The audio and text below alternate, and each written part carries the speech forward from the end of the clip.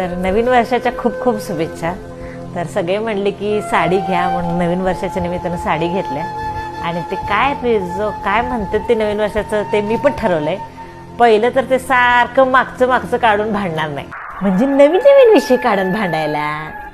आणि दुसरं म्हणजे माझ्या सुनेची तुलना पोरीशी करणार नाही. कुठं ती सून कुठं माझी पोरगी, काय तुलना तरी आहे का?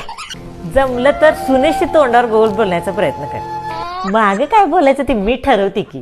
सुनेच्या चुका सांगायला प्रत्येक वेळी तिच्या घरच्यांना काही इकडे बोलवणार नाही. जे काम फोनवर होते व्हॉट्सअपवर होते त्यासाठी कशाला बोलवायचं.